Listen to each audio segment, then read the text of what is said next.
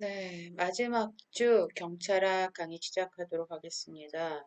오늘은 프랑스 경찰 제도에 대해서 강의할 거고요. 마지막 강의가 될 것 같습니다. 어, 한국의 경찰 제도는 2학기 때 각 부서에 대해서 배울 기회가 있기 때문에 그때 더 강의하는 것으로 하고 오늘은 프랑스 경찰 제도를 끝으로 종강하겠습니다. 다음 주에는 기말고사가 있을 거고요.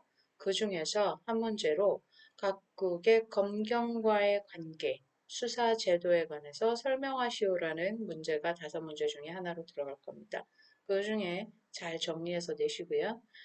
비교 경찰 파트에서는 그거 하나 정도 문제를 출제하도록 하겠습니다. 나머지 문제는 경찰 행정학 부분, 경찰법 부분 여기서 출제하도록 하겠습니다. 경찰서와 일장은 제외하도록 합니다. 시작하고요. 이 프랑스는 독일과 더불어 대표적인 대륙법계 국가입니다. 프랑스는 최초의 검찰 제도가 있을 만큼 강력한 검찰 국가예요. 그러다 보니까 검찰의 권한이 막강할까요? 예, 막강합니다. 그래서 지금 한국의 검경과의 관계, 검찰 제도는 이 대륙법계, 특히 프랑스의 경찰 제도를 많이 도입했다고 할 수 있습니다.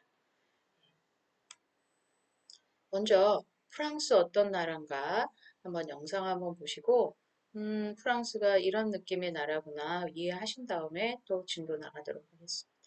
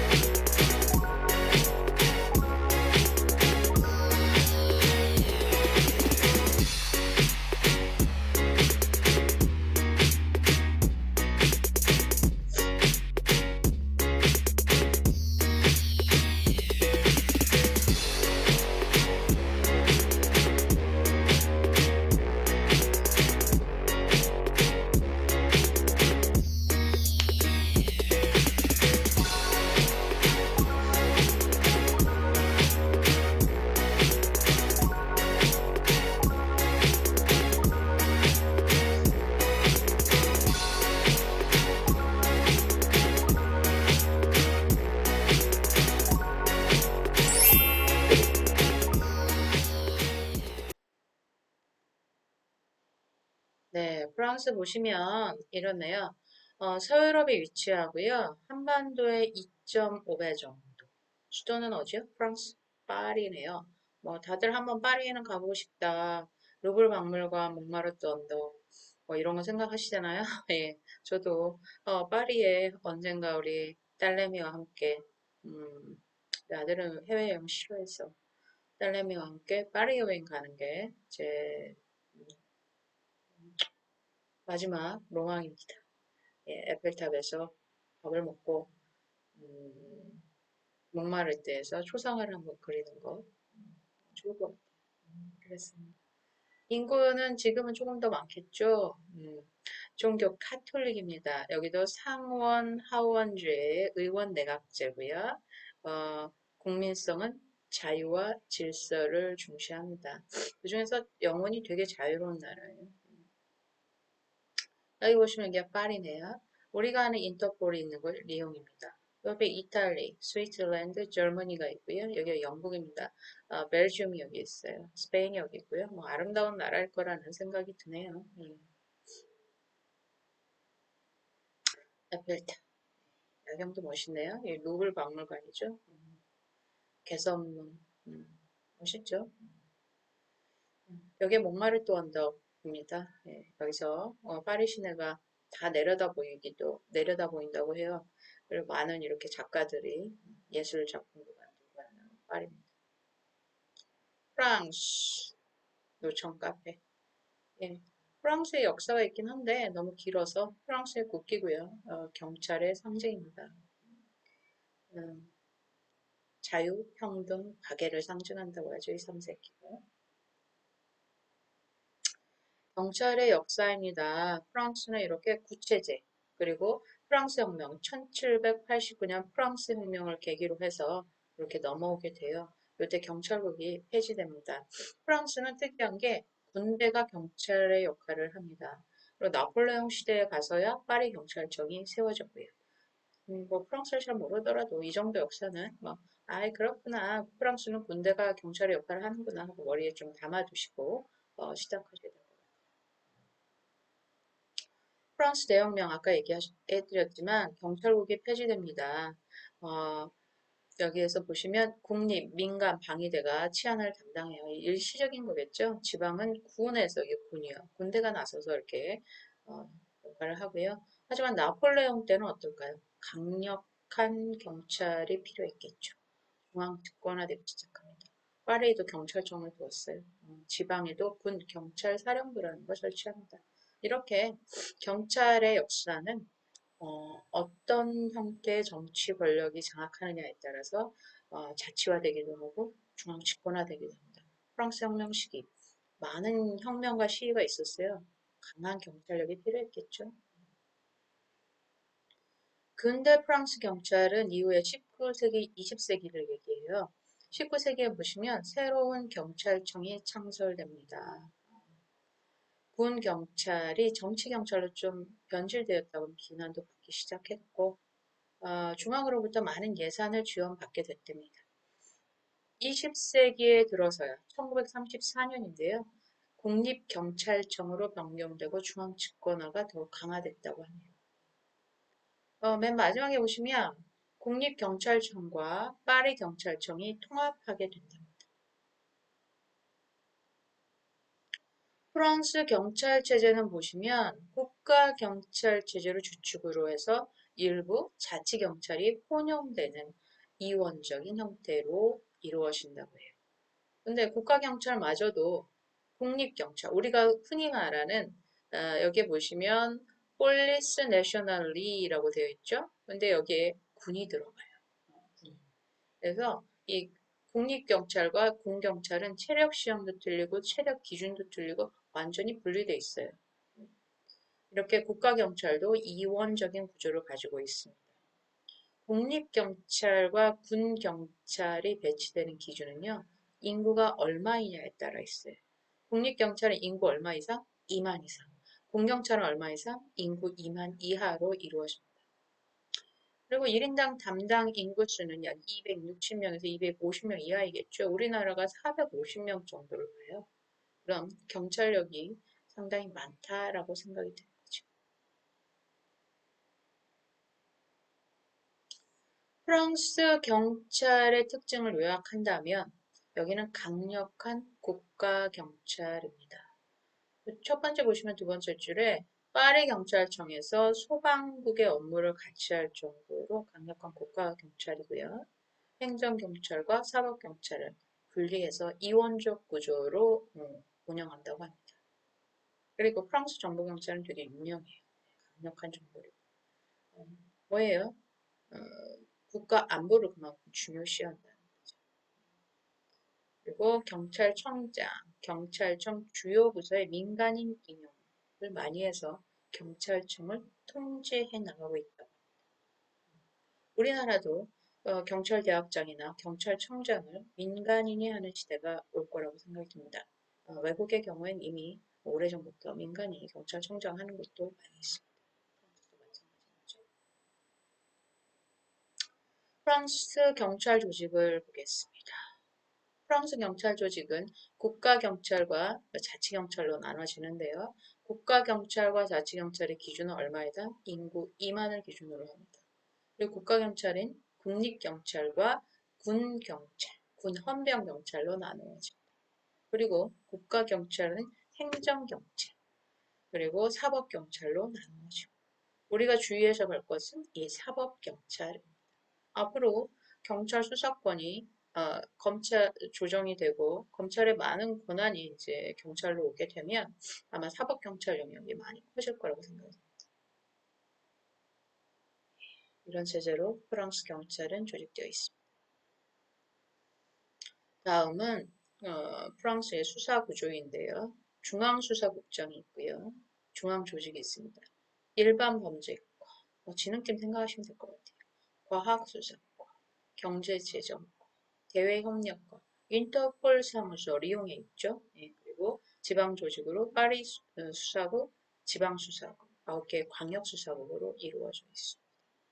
우리 프랑스 사이버 경찰 어떻게 최신 수사 기법을 어떻게 활용하는가 한번 보실게요. The internet is replacing underground car parks and shady cafes for the anonymous sale of stolen bank cards, drugs, and even weapons. It's known as the dark web, the hidden side of the internet.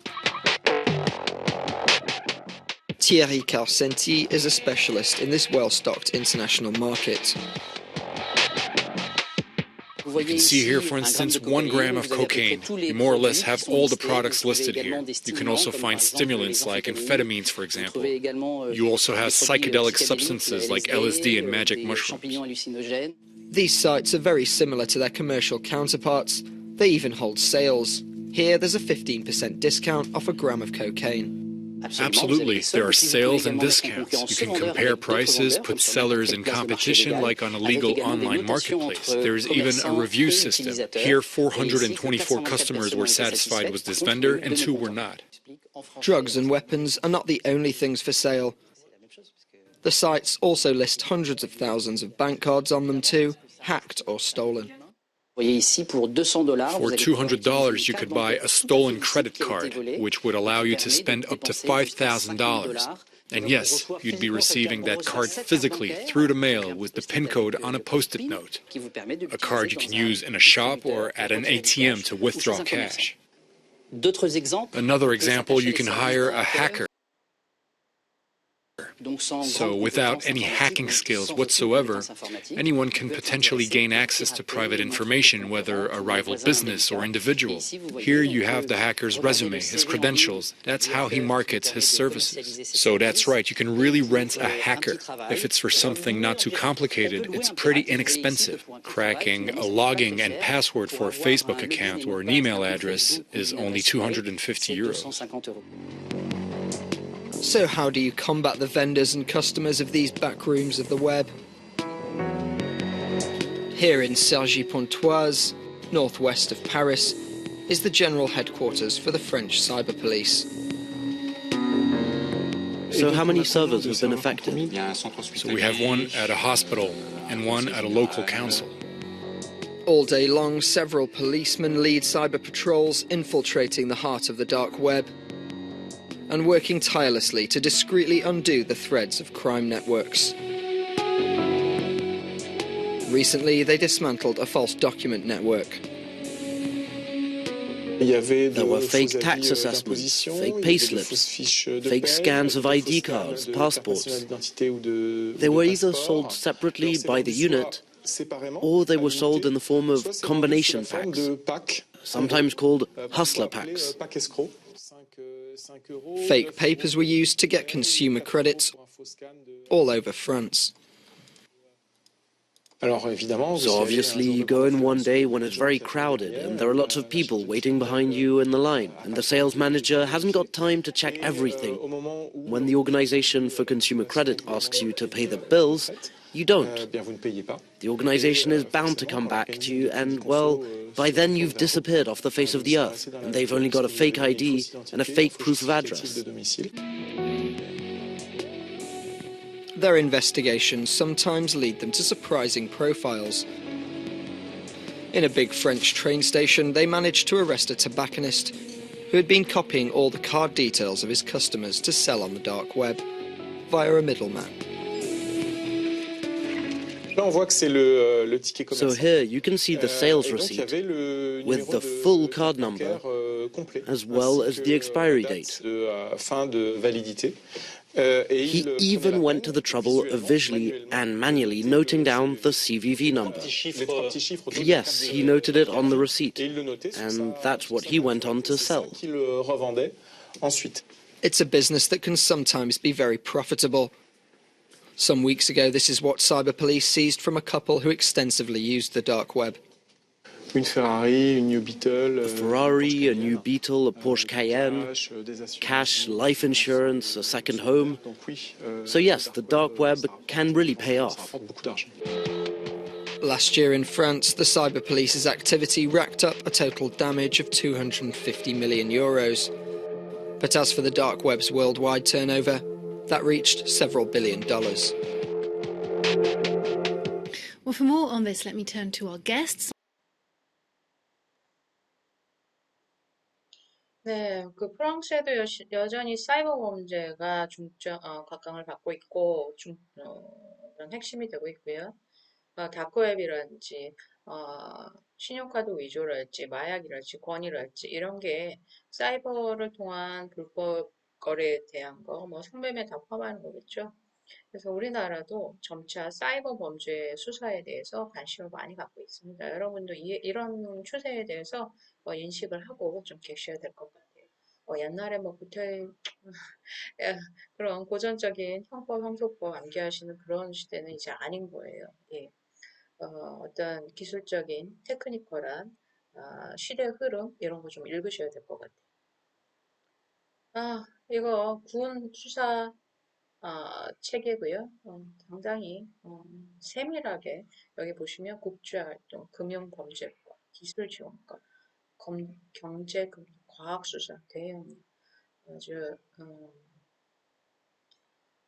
치밀하게 편제가 되어 있다.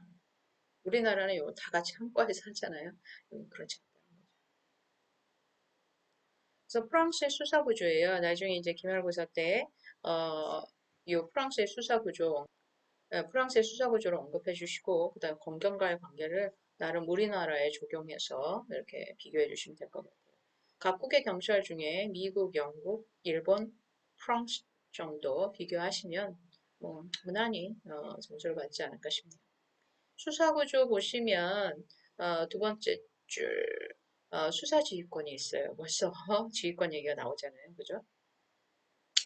그리고 사법경찰 4시간 강제 유치가 가능해요. 네. 범죄 혐의자에 대해 24시간 구금이 가능합니다. 우리 6시간이잖아요. 그죠? 특징 보시면 소추 여기 특이한 게 프랑스 경찰 예심 기능이라는 게 있어요. 네, 예심. 재판에 가기 전에 미리 심사를 해보는 거죠. 증거 가치까지 평가를 합니다. 검찰과의 관계 마지막 보시면 엄격한 상명하복. 지금 우리나라가 구조가 이런 거죠. 그래서 검찰 측에서는 이런 거에 대한 어떤 대응 논리로 활용하고 있긴 합니다. 그래서 프랑스의 수사 구조 엄격한 상명하복이다. 수사권은 검찰이 지휘권을 행사하고 있다. 우리 화부 조직과 인력 규모 보겠습니다. 중앙수사국 화부 조직으로 일반 범죄과 흔히 말하는 우리 강력하게 생각하시면 될 것 같고요. 경제재정과 여기는 지능팀이라고 생각하시면 됩니다. 과학수사과 대협력과로 이루어져 있습니다. 인력 규모는 본청이 1000명, 뭐 파리수사국도 3000명 이렇게 되게 강력하죠.